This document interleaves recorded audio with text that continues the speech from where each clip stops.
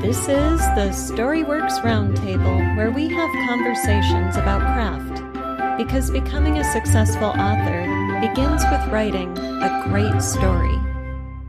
Hello and welcome to this week's Storyworks Roundtable. Today for the Writers Book Club, Kathryn and I are discussing a holiday classic, A Christmas Carol by Charles Dickens. So... love it? Do we love it? Is it earning a place in our hearts as a holiday classic, as the perennial holiday classic, perhaps?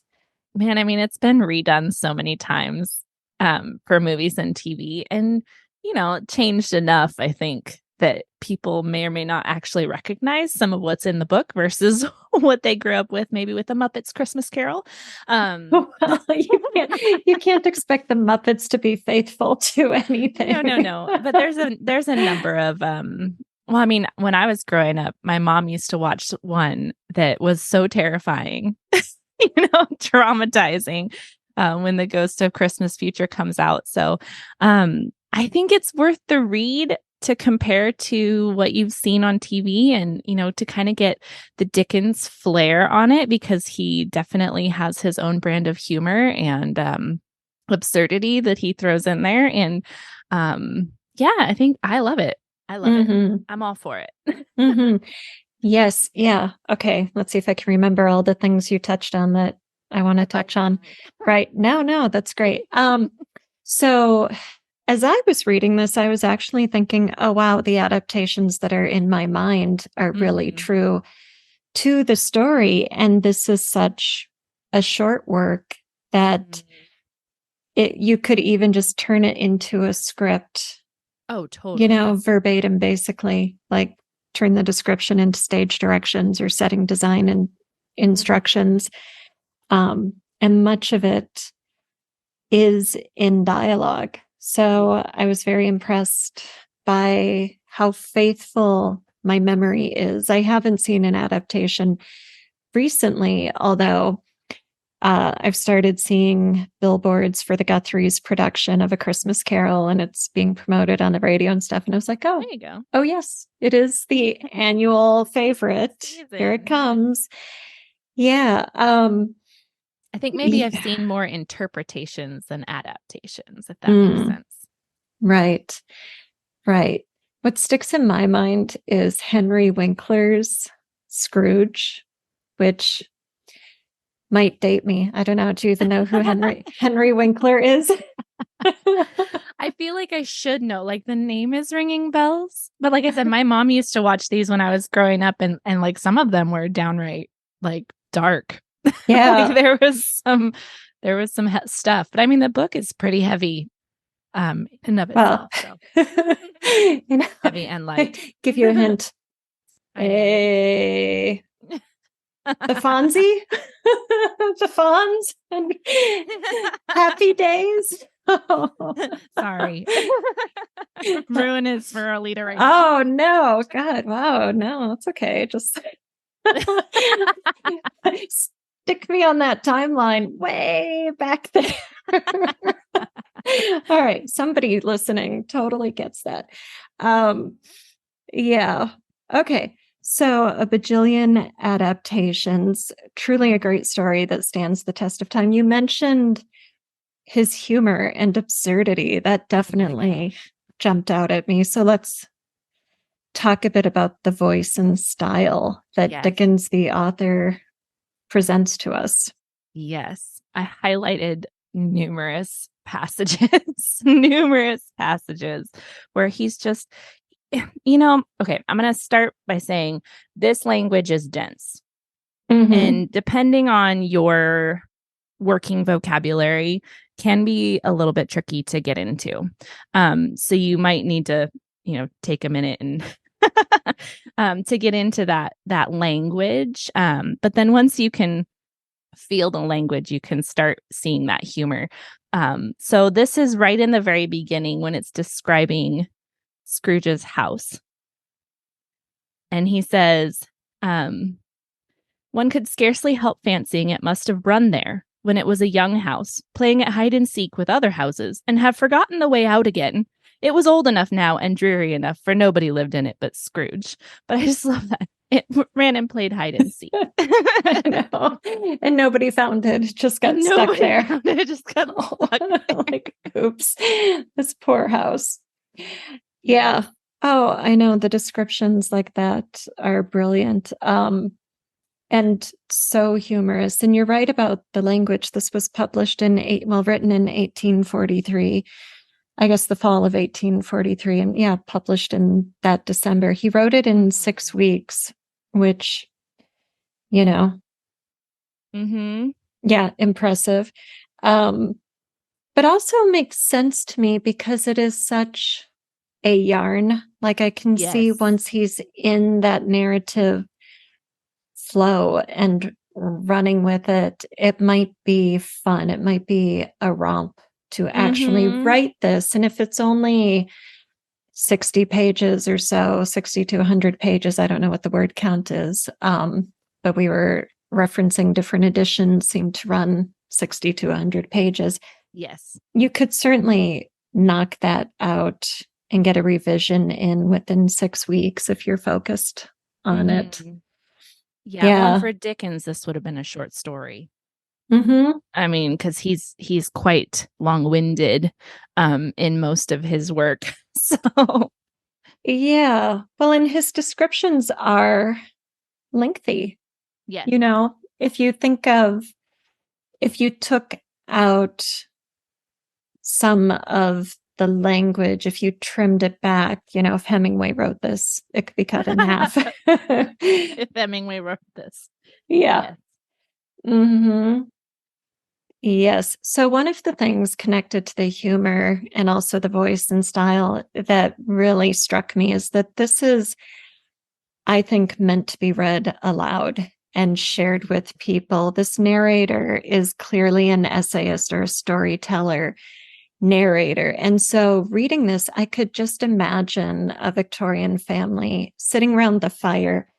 And I don't know if this was serialized, if it came out each stave as an installment over the month of December or what, but I could imagine somebody reading this aloud to the children and the spouse around the fire while other things are happening, while they're having their pudding or their tea or mending socks or whatever else they're doing. And the language, the narrative voice lends itself so well to performance, even if you aren't acting it, but you just read it as it's written, as it's punctuated. You're going to pick up a rhythm and a performative aspect to it. Yeah, for sure. I just found one just right at the very beginning, because I think that's where he's kind of establishing that. Where he's describing Scrooge. Says, "Oh, but he was a tight-fisted hand at the grindstone. Scrooge, a squeezing, wrenching, grasping, scraping, clutching, covetous old sinner." And that you get that pattern of voice and rhythm with those punctuations, and also you get the absurdity, right? He's just completely layering it on and on and on and on to kind of give them this over-the-top, exaggerated sense of this man.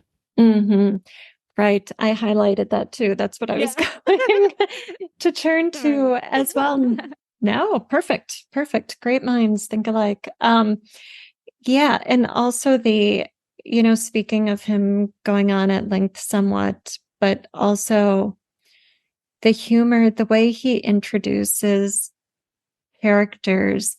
He doesn't, I have this image in my mind of Scrooge being thin and shriveled and stooped because he's a miser. And I think I brought that image to the text because of all the adaptations, because of all the films and TV shows and stuff. But if we had no preconceived notion, that description, our introduction to Scrooge, starts with what you read, old sinner, and then continues, hard and sharp as flint, from which no steel had ever struck out generous fire, secret and self-contained and solitary as an oyster. The cold within him froze his old features, nipped his pointed nose, shriveled his cheek, stiffened his gait, made his eyes red, his thin lips blue, and spoke out shrewdly in his grating voice. A frosty rime was on his head, and on his eyebrows, and his wiry chin. He carried his own low temperature always about with him. He iced his office in the dog days and didn't thaw 1 degree at Christmas. Mm-hmm. You know, it's one paragraph, but not that many sentences because he uses the semicolon and loves this list making throughout the prose. And this, as you were saying, this stacking on of descriptive elements.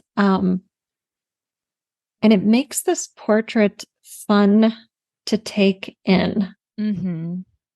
Well, I and think it's a thematic description. Mm-hmm. Right? It's not a physical description. It's a personality, and also that you understand from the beginning where his character is starting and then where it's going to end. Or, you know, you can kind of see that arc already starting to take place. Mm-hmm. Yeah. Yeah. Mm. Sorry. I very much enjoyed this reading.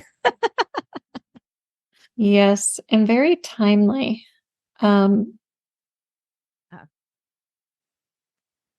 Yeah. So what about supporting characters? There are quite a few, I think, for how short this piece is.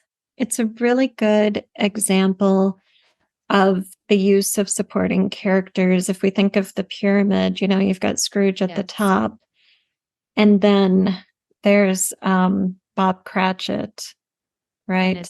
And his nephew, who are present from the beginning and significant and closely related to Scrooge. But then you've got, you know, the charity men who stop by the counting house. You've got the families of Cratchit and the nephew. You've got Jacob Morley. Yeah, Marley. You've got the boy on the street. And then, of course, you've got the ghosts, the spirits of Christmas, who are the antagonists in the story, but they're for Scrooge's benefit, right? So they aren't malicious antagonists, but they are the counter force that comes in to confront Scrooge. Because Scrooge at the beginning is the villain in the story. And then by the end, he's the hero. So that you know, they kind of do. Yeah. Well, he's an anti-hero. You know, it is his journey. He is the protagonist, the one we're concerned with and taking this empathetic journey with, but he goes from deeply unlikable and an example of everything we should not be to being the epitome of, you know, the best of humanity.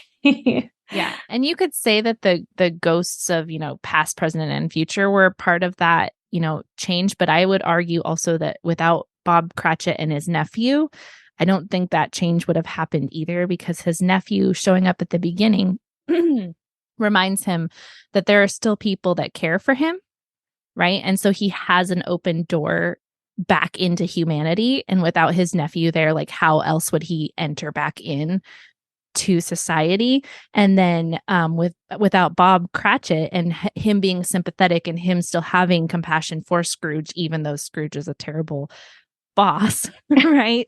We see in the middle stave, you know, that Bob Cratchit still says, you know, thank you to Scrooge for providing this feast, because without his job, he wouldn't have it. And that attitude of gratitude, right? It allowed Scrooge then to have someone with which to dispense generosity. So without those two people, his change would have been meaningless, because he didn't have avenues from which then to enact his change. Are you curious about group coaching for fiction authors? I am accepting applicants ready to join a great group of writers. Group coaching participants love the consistent feedback loop while working on their novels, and ongoing access to an experienced storycraft coach with a decade in developmental editing, teaching, and personalized coaching. Do you want to have your concerns addressed and questions answered in real time as you work on your novel? Want to have a writing partner for support and accountability? Want to continually hone your craft instead of getting stuck in writing old habits? Then apply today for the new session. Details are at wordessential.com/fiction coaching. Now back to this week's episode. Right. So you have to have that, especially because it's such a short book. Like, sure, eventually maybe he could find the right people, or he could have just given to that charity. But that isn't really enough to show that he's re-entered society and become a generous, contributing member, right? You have to have those intimate relationships that span across, where there's still openings for Scrooge to change. They haven't closed him off, right? They aren't done with him.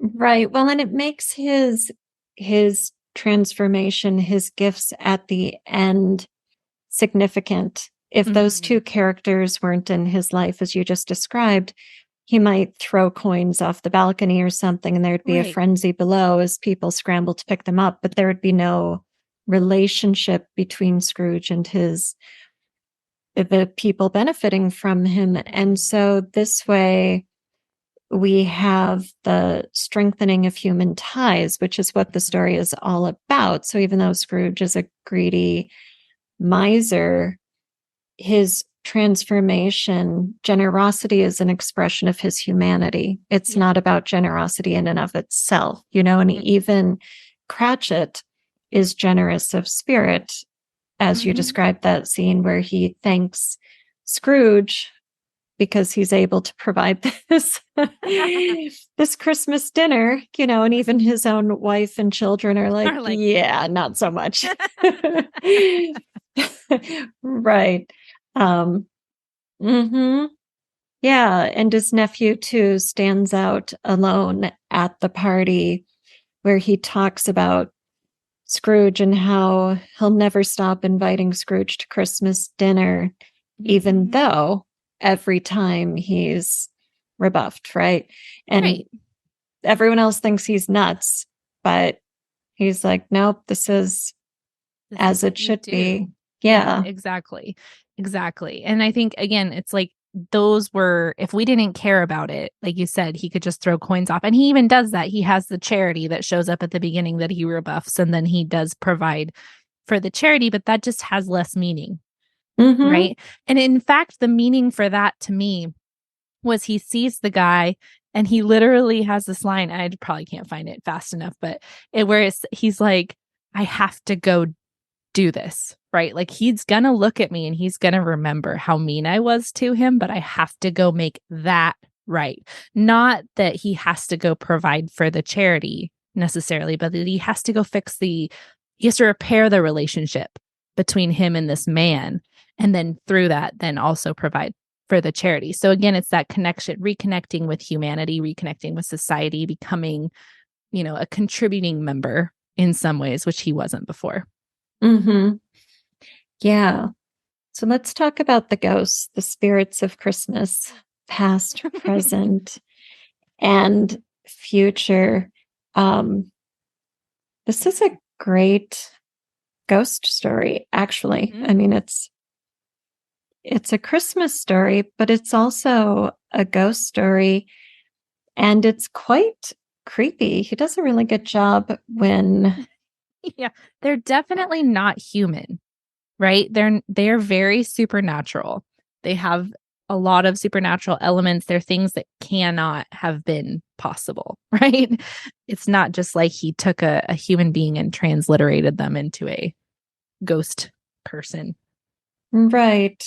No, so of course I'm on a Kindle, so it's very hard to find where anything is, but the very first supernatural element is when Scrooge is going into his rooms and there's a door knocker and he sees Marley's face in the door knocker. And actually, when I read that, I had this flashback to seeing the Disney adaptation where Mickey Mouse I think, I don't know, Mouse must be Bob Cratchit and Scrooge McDuck, I guess, is Scrooge, right? Must be. I don't even remember.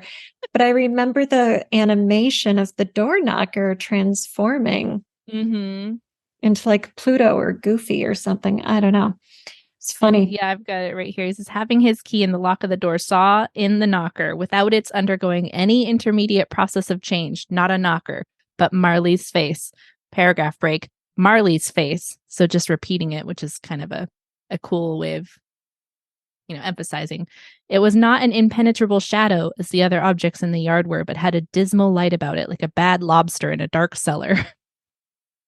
I'm sorry. I didn't know what to make of that one. A bad lobster? Do lobsters glow? I don't know. Do they turn neon when they go bad? It was not angry or ferocious, but looked at Scrooge as Marley used to look, with ghostly spectacles turned up upon its ghostly forehead. So, yeah. As Scrooge looks fixedly at this phenomenon, it was a knocker again. Yeah. I mean, very Dickens, but also classic ghost story to have just this small element of change that is creepy and significant, but dismissed by the character. And that prepares you, right? Mm-hmm. Yes. Because, I mean, the people who were reading this initially would not have known we're about to go on a ghost story ride, right? So this is like, oh, something's going to happen here.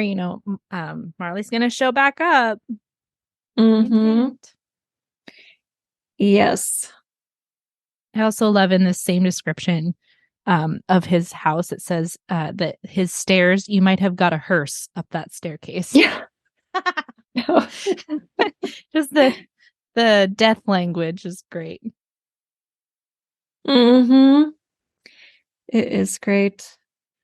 Yes. So he actually has 4 visitations. The first one is Marley, kind of laying out what's going to happen and why. Marley is the cautionary tale, showing up as this spirit doomed to roam the earth for eternity to try to make up for all of his failings as a mortal. Yeah. And then a chain of cash boxes, keys, padlocks, ledgers, deeds, and heavy purses wrought in steel. So carrying the weight of his own sins. Yes, which I love. And then his body was transparent so that Scrooge, observing him and looking through his waistcoat, could see the 2 buttons on the coat behind. Scrooge had often heard it said that Marley had no bowels, but he had never believed it until now. Thank you, Dickens. Yeah. For a potty joke. Right. Yes. That's fantastic. Yeah. So all right. So Ghost of Christmas Past. When I read this, it reminded me of Tobias Wolff's A Bullet in the Brain. Oh, yeah.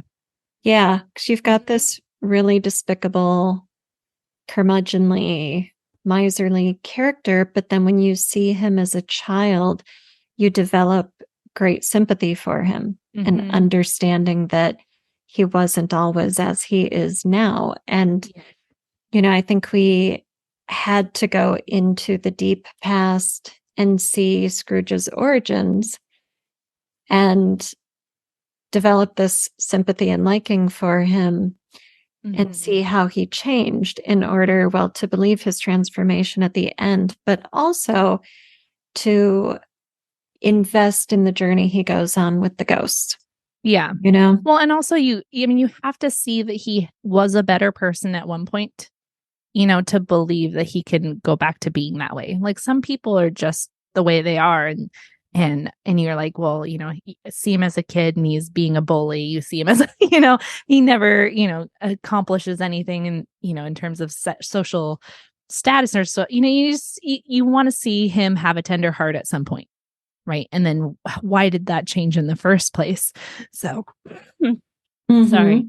I think talking about the spirit itself, so cleverly, Scrooge has pushed down his past. He doesn't think about it. And it's very obvious from the very beginning with the description of the spirit of Christmas past. It has a hat, a cap, like a candle snuffer is kind of what I got the picture of. And Scrooge, it says he had a special desire to see the spirit in his cap and begged him to be covered. What? Exclaimed the ghost. Would you so soon put out with worldly hands the light I give? Is it not enough that you're one of those whose passions made this cap and forced me through whole trains of years to wear it low upon my brow? So it's like, even from the first moment, we understand that Scrooge doesn't want to know. He doesn't want to go there. He doesn't want to think about his past because it's painful. And he's created this cap to pull down over the memories, right? He's snuffed them. Yeah, that's such great symbolism, you know, such brilliant subtext in this little moment with the description of the spirit. The description of all of the spirits are so specific and detailed and rich. And again, I was like, oh, okay, so the costume designers just took it like verbatim and built this thing. Yeah, and each one is specific to the role they play in Scrooge's arc, you know, past, present, and future. And you can see how painful it was for Scrooge to be that boy. You know, so of course he doesn't want to look at it. Yeah, and I don't think we're ever given a specific moment that changes Scrooge. And I like that because it reminds us as writers that you don't need to always give that piece of backstory that, you know, but we have his betrothed, his young betrothed, breaking off their engagement and saying, you've changed, you know, I've been waiting for you to make your fortune so you can marry me. And over the course of this fortune making, you aren't the person I want to marry anymore. Yeah. It says, I've seen your nobler aspirations fall off one by one until the master possession gain engrosses you. Yes. It's quite a recrimination. Like, you know, it's very pointed. This is your problem. Yeah. And so there's like, is there 3 things in the past that they bring up pretty strongly? And one of them is when he is a apprentice. So he's at school, and then he's apprentice, and then his betrothed, and then I think there's another one. But when he's an apprentice and his master throws a party, you know, and the ghost says, a small matter to make these silly folks so full of gratitude. And Scrooge realizes how small it would be for him to do something like that, but how much it mattered to him. And so, like, just a few paragraphs later, it says, no, I should like to be able to say a word or two to my clerk just now. That's all. So he's recognizing the small things that have made a difference in his own life.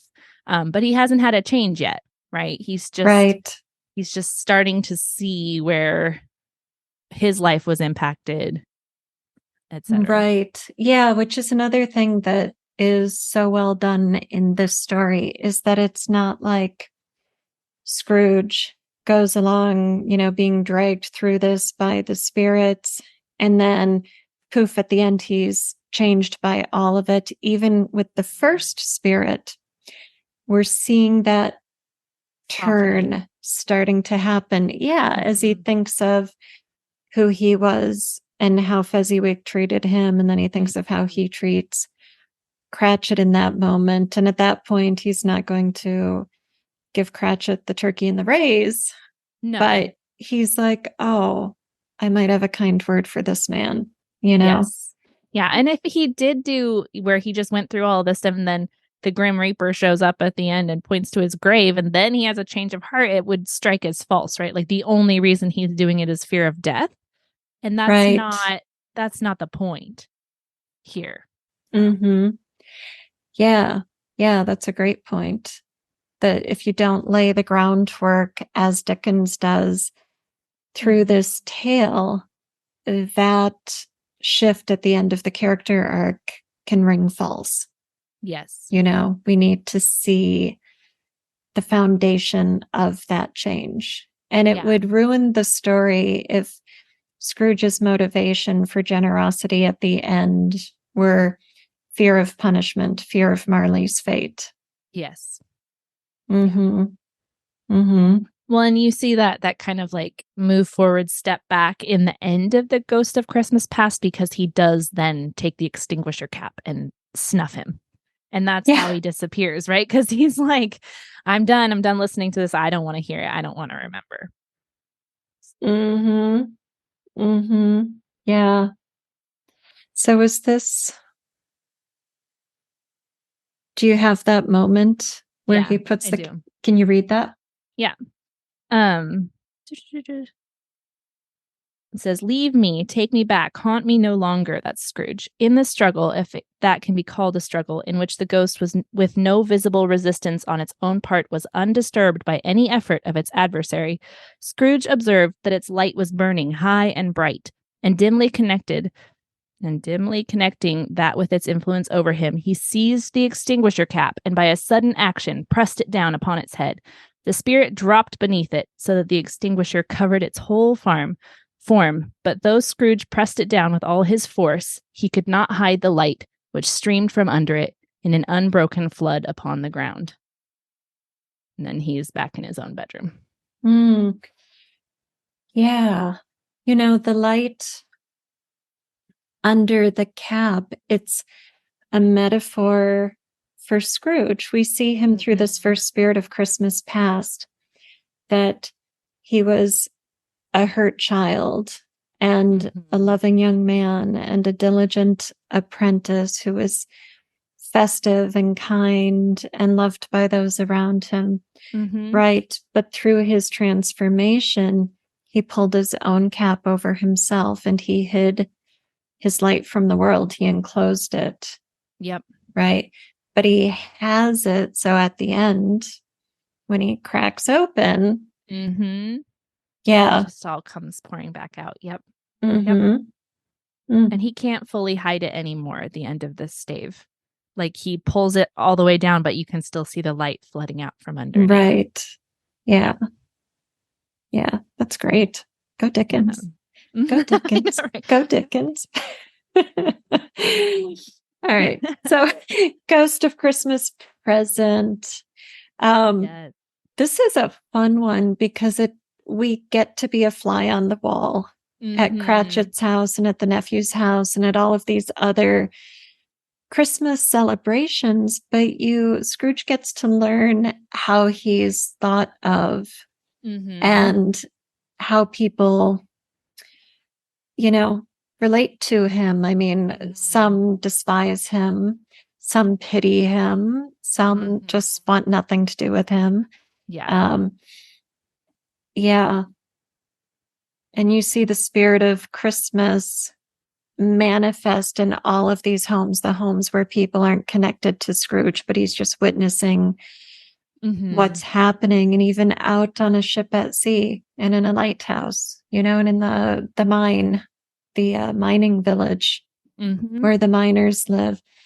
It's like, no matter how poor somebody is, no matter how little they have to share with their families, it doesn't matter because it's not about the material. Well, and no matter how few people there are, right? Because even the lighthouse workers, there's only 2 of them, but it doesn't matter. Right. So, yeah. I love that Scrooge has to go to the Ghost of Christmas Present. Like he doesn't get summoned like the Ghost of Christmas Past. He's laying there and nothing's happening. And there's a light under the door. And finally he decides to get up and check it out. And so he has to take that first step. So up until this point, he's kind of having this thrust upon him. And now he has to say, I want to go. Yes. I want to know. So you see that journey, that progression again. And just love Dickens, again, dry humor. It's, at last, however, he began to think, as you or I would have thought at first, for it's always the person not in the predicament who knows what ought to have been done. And then he gets up and goes to the door and opens it. And yeah, and I think this here for me was where the Bob Cratchit nephew thing really took on that important cast is where Scrooge sees where he can fit into their lives. Right? He knew all the answers to the game. He was having fun playing along, even though he wasn't there. He saw exactly what the Cratchits needed and how he could deliberately step into that gap. Yes. Right. And so he not only has now seen, what was capable of, but now he sees what he could be capable of. And so that it gives him it's like the goal orientation, right? Like, look at where you could be. Look at what you could be doing. And yes, he also gets to hear everybody's opinions of him, which I think is very important. Although in the beginning, they describe him as not really caring what anybody thinks. At this point, you kind of have that crack in the armor so that those criticisms maybe have a place to land where they didn't before. Right. Yeah. And I don't know that he cares about his detractors. Like, I don't know if he cares that Cratchit's wife doesn't have a kind word for him, or that his, niece and her family joke about him. But when he hears Cratchit thank him, and when he hears his nephew pity him, how can you not be touched by that? Well, and then the ghost of Christmas Present parrots his own words back at him. Yes. And so he gets those words that he said and that you heard him say in the beginning, actually find a home where he realizes what he's done to the people around him. Right, right. And this is the crux and the point of the entire story. So those words were, I know there's a quote I have in here. It was so Scrooge says to the ghost, say he will be spared of Tiny Tim. And the ghost reminds him that earlier he said, if he be like to die of poor people, not Tiny Tim specifically, if he be like to die, he had better do it and decrease the surplus population. So the ghost quotes what Scrooge said to the charity men at the beginning of the book. They were asking for charity for the poor. And so, all right, I was reading this and thinking, oh, this is about, the deserving poor and the undeserving poor attitude of the Victorians. And then I thought, well, is it really? Maybe I'm just reading it through that lens because I've been doing all of this research on eugenics and such for the book I'm writing right now. So maybe I just can't not see that, right? But then I looked it up and found an article on the history behind Dickens, behind A Christmas Carol, that was published in Time magazine. And it turns out that Dickens in 1843 read a government report on child labor in the United Kingdom. And so he set out to write a pamphlet that he was going to title "An Appeal to the People of England on Behalf of the Poor Man's Child." But fortunately for all of us, he changed his mind and decided to write a story which makes this appeal. And so we have A Christmas Carol, which is very much that appeal for workers' rights and fair wages, with Bob Cratchit slaving away under miserly Scrooge. We've got two of his Cratchit's kids working. Yeah, his daughter, Martha, who's the milliner's apprentice, barely makes it home for Christmas, and she's got one day off, and she tells us she's going to sleep all day because she's been worked so hard, right? And she has a room above the factory. Like, you don't even you don't even get to walk to work. It's just you're trapped in that building. And we can imagine what that was like in the first half of the 19th century. Tiny Tim's predicament, it's And then at the end in Christmas Future, when Scrooge dies, we have another moment in Cratchit's house. Tiny Tim is gone, and Cratchit's mother has taken in piecework and she's sewing. And she says that the sewing is hurting her eyes. She can't do it anymore, but she doesn't want Bob to know that, right? She doesn't want him to be worried about her and the family's income and everything. So we have this very real portrait of the predicament of the working class poor. Yes. My newsletter, A Room Full of Books and Pencils, is growing every week with new reflections, writing tips, and transcripts of the podcast. It's also where I make announcements about things like upcoming writing workshops and coaching sessions. In December, I'll be giving my subscribers 21 Reasons to Pause. From December 1st through the winter solstice on the 21st, subscribers will receive a daily writing prompt and tip as an invitation to slow down and take 15 minutes out of the bustle of the holiday season to reflect and unwind. Prompts will be geared toward connecting with your memories and telling your stories, whether for yourself, your loved ones, or the world. It's perfect for everyone, writer or not. Check out A Room Full of Books and Pencils at booksandpencils.substack.com. And he makes them so sympathetic and charming and delightful that nobody can raise this question of deserving or undeserving, which again was a Victorian thing, a Victorian concern of the day. So this is, in fact, agitation propaganda. It is literature. Yeah, Dickens is known for his politicism within stories. So yeah, look, if you're reading anything from Dickens, like just look for it, because he was and he was good at it. He was good at bringing story to people who wouldn't normally look down their nose to see these people, right? Yes. And it's in all of his fiction. The only Dickens that I ever read that I didn't get through was Bleak House, which is only like 900 pages long. I don't know. Oh, is that really all? long? But it's a complete condemnation of the court system. And it went on and on and on and on and on and on and on. And that was the point, right? Because the courts couldn't ever resolve anything. And so, but I think it's so clever of Dickens that he thinks, I'm going to write an essay. No, I'm going to write a story. And then he continues that, and he continues to write stories, and they continue to impact people and make them rethink their point of view even through into today. So very, very clever. Yes, it is. And I just want to quote this article here that says Dickens intended it, in his words, as a sledgehammer blow.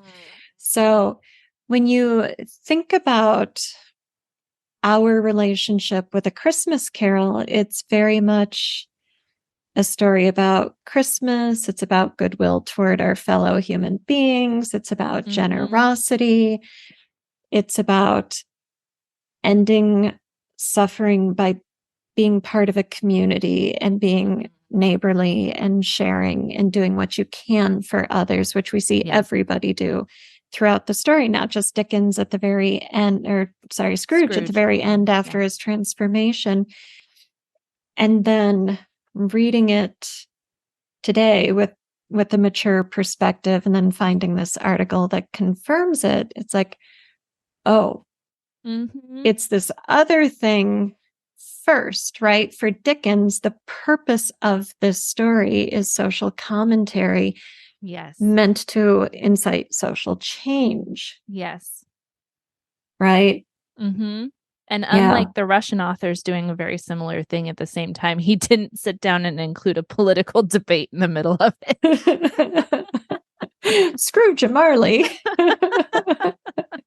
He didn't have to, though. And what we talk about, like 60 to 90 pages, and he managed to do that. And it is a scathing commentary on the state of poverty and those poverty stricken. So, and even in The Ghost of Future, when people are stripping his house just so Right. they can have a few coins. And they're just, we got to get there first. And what do they take? Like, it's not like they went and found his silver, right? Right. They took his sheets and his jacket and his bed curtains, things that, normally you wouldn't even think of as having major value. So. Right. Yeah, that was a really interesting scene to read. Mm-hmm. So we're in the Ghost of Christmas Future, and Scrooge doesn't know that he's the dead man in the bed yet. I think he doesn't know. Right. Well, he doesn't denial. want to know. He refuses to pull back the sheet, even though the ghost is bidding him do it. But the ghost takes him into a slum and into this shop where a man's got a curtain around his firebox so that he can keep the warmth in, because he can't heat the whole shop. And these three people all show up at once with big bundles. And he's like the bone and iron man. And there's the rags lady. And so these three people have scavenged Scrooge's house and pulled out anything they thought of value. And as you were saying, it's not like they took the silver. They were finding scraps. I mean, Scrooge didn't surround himself with things of value. No. But yeah, the one even took the shirt, the night shirt off of Scrooge's body and put him in a different one. So that she could reuse the good one. And, sell the good one, and Scrooge could be buried in the gingham one. And you really, it really hits home the destitution and desperation in London, in this class of society, how far even below the Cratchits they are, because you get the sense they don't have family, they don't have people, they have no warmth, Yeah. I bet it was kind of a rude awakening moment for people enjoying Scrooge's story, right? To then be taken into that scene, and you are just dropped into it because you're with this ghost who can magically just take you from moment to moment. Ghost that doesn't narrate, so you don't even get any preface, any explanation. You just are dropped into the moment, and that's it. Yeah. Yes. And this scene is one I don't remember having encountered in any of the adaptations I've seen over the years. Really? Yeah. I mean, maybe it's been there. Maybe. I'm sure some do, but I'm like, huh. I think it's combined so much with like the commentary on him being dead, because in the adaptations, it's less about the poverty and more about Scrooge, right? And so they're all talking about him, and so it kind of gets buried that they're selling his stuff. Right. Yeah, that makes sense. Because if you get caught up in Scrooge realizing he's the dead man and that those are his things being sold, you might not connect with the point of he's so miserly, these scraps are all that they had to scavenge, and these people are so destitute that this is what they're reduced to, right? There's no place in this world, in this social structure, for them to earn a decent living and to have a better life than this. Yeah. Yeah.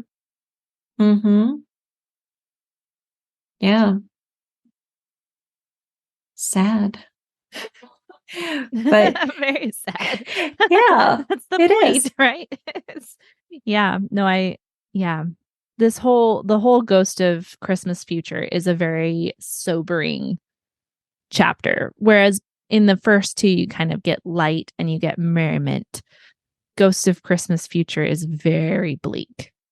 Yes. It just draws back all of the hope, right? It's gone.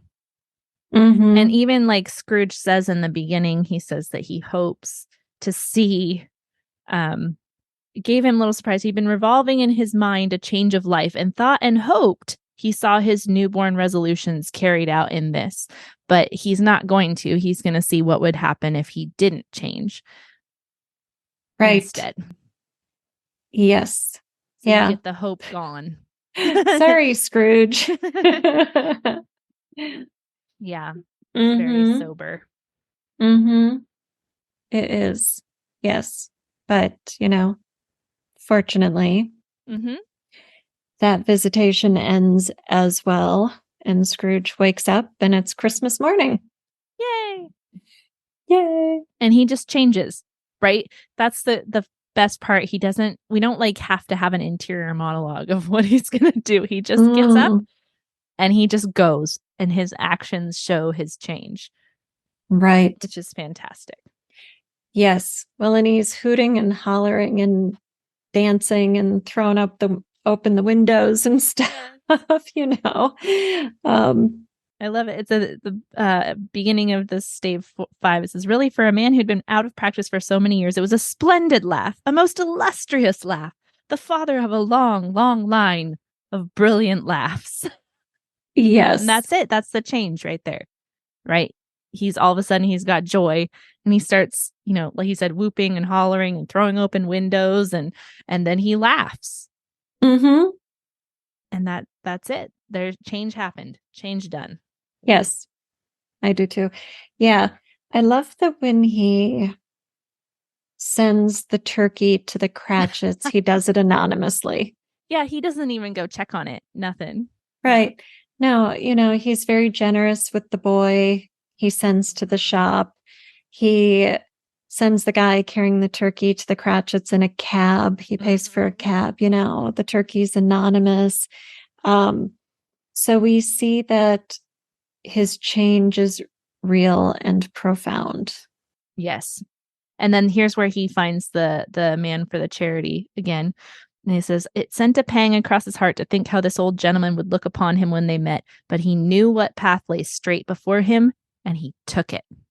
So it's, again, he doesn't deviate. He's made this change, and it's done. It's over. His life is on a different direction now. Mm-hmm. Yeah. Anonymous charity, reconnecting with people, staying on the straight and narrow, however you want to call it. Right. Yeah. Well, and Dickens doesn't have to remind us of Marley and his chains of the ledgers and the, counting boxes and stuff. We don't have to be told that Scrooge is like undoing his wrongs by doing good. Like he's loosening the chains or whatever, undoing links. That would be overkill, and it would be explaining to the reader and not trusting the reader to understand that. Plus it would change Scrooge's motivation from being a pure change of heart to being one of making amends for the past or avoiding an undesirable future. Right. Yeah. Mm-hmm. Yeah. Exactly. Yeah, because we do see a full character arc here. It's not in response to a punishment. Right. It's complete change of character. Yes. Yeah. And at his nephew's, he just goes in and asks to be admitted to the party. And then he enjoys the party. There's no like flashing his money or bringing gifts or anything like that. So it's the society and the good cheer that matters in that moment. Yes. Mm-hmm. Yep. Yes. I love the little like sort of epilogue. There's like 2 paragraphs at the end that are offset from the stave. Do you want to read them? All of the paragraphs? Well, they're probably short. Yeah, I know. So yeah. Scrooge was better than his word. He did it all and infinitely more. And to Tiny Tim, who did not, all in capital letters, die, he was a second father. He became as good a friend, as good a master, and as good a man as the good old city knew, or any other good old city, town, or borough in the good old world. Some people laughed to see the alteration in him, but he let them laugh, and little heeded them, for he was wise enough to know that nothing ever happened on this globe for good at which some people did not have their fill of laughter in the outset, and knowing that such as these would be blind anyway, he thought it quite as well that they should wrinkle up their eyes in grins as have the malady in less attractive forms. His own heart laughed, and that was quite enough for him. He had no further intercourse with spirits, but lived upon the total abstinence principle, all capitalized at the beginning, right? Ever afterwards. And it was always said of him that he knew how to keep Christmas well, if any man alive possessed the knowledge. May that be truly said of us and all of us. And so, as Tiny Tim observed, God bless us, every one. Mm-hmm. So, yeah. Just so fun at the end there. It is. A little bit of humor, a little bit of wrapping it up, a little bit of, yes, Tiny Tim survived, right.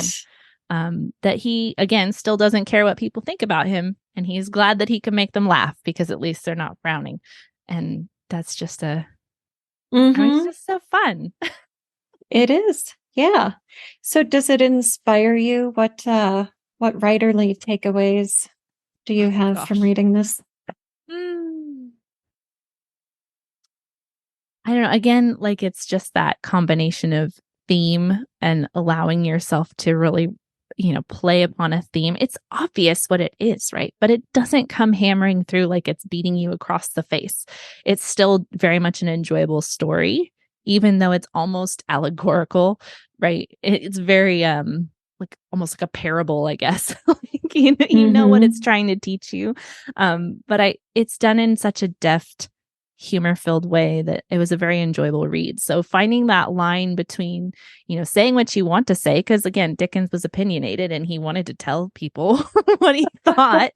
And that's okay, and then being able to deliver it in a way that's very enjoyable, lighthearted. Yeah. Right. Definitely. Yeah, I would ditto that. I love the way the message, the meaning and purpose of the story is inherent in the story and woven throughout the story, but never in your face, right? Yeah. Yeah. And then also, I love the narrative and the way he includes things. Like there's a line in there where the narrator says that the ghost is as close to Scrooge as I am to you right now. Yes. Right. So I can just see the person reading it aloud to friends and family and getting into that role and maybe looking at one of the kids and being like, ooh, as close as I am to you. Ooh. Yeah. There's a couple places like that where the narrator breaks that fourth wall a little bit and it's just so playful. Yes. Yeah. It's fun to be playful in our storytelling. Definitely. Don't always have to be the invisible authorial narrator. Funny. Yep. So don't be afraid of Dickensian literature. Literally Dickensian literature. Yeah. Fear not, Dickens. That's exactly right. All right. Thank you for listening to the Storyworks Roundtable. Find all our shows, show notes, and videos at storyworkspodcast.com.